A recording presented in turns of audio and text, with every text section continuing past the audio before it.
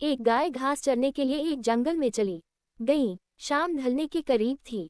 उसने देखा कि एक बाघ उसकी तरफ दबे पांव बढ़ रहा है। वह डर के मारे इधर उधर भागने लगी। वह बाघ भी उसके पीछे दौड़ने लगा। दौड़ते हुए गाय को सामने एक तालाब दिखाई दिया। घबराई हुई गाय उस तालाब के अंदर घुस गई। वह बाघ भी उसका पीछ करते हुए तालाब के अंदर घुस गया। तब उन्होंने देखा कि वह तालाब बहुत गहरा नहीं था, उसमें पानी कम था और वह कीचड़ से भरा हुआ था। उन दोनों के बीच की दूरी काफी कम थी, लेकिन अब वह कुछ नहीं कर पा रहे थे। वह गाय उस कीचड़ के अंदर धीरे धीरे धंसने लगी। वह बाघ भी उसके पास होते हुए भी उसे पकड़ नहीं सका। वह भी धीरे धीरे कीचड़ के अंदर धंसने लगा। दोनों ही करीब करीब गले तक उस कीचड़ के अंदर फंस गए। दोनों हिल भी नहीं पा रहे थे। गाय के करीब होने के बावजूद वह बाघ उसे पकड़ नहीं पा रहा था।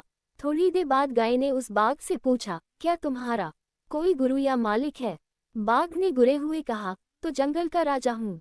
मेरा कोई मालिक नहीं, मैं खुद ही जंगल का मालिक हूँ। गाय ने कहा, लेकिन तुम्हारी उस शक्ति का यहाँ पर क्या उपयोग है? उस बाघ ने कहा, तुम भी तो फंस गई हो और मरने के करीब हो। तुम्हारी भी तो हालत मेरे जैसी ही है। गाय ने मुस्कुराते हुए कहा, बिल्कुल नहीं। मेरा मालकज बशाम को घर आएगा और मुझे वहां पर नहीं पाएगा, तो वह ढूंढते हुए यहाँ जरूर आएगा और मुझे इस कीचड़ से निकाल कर अपने घर ले जाएगा।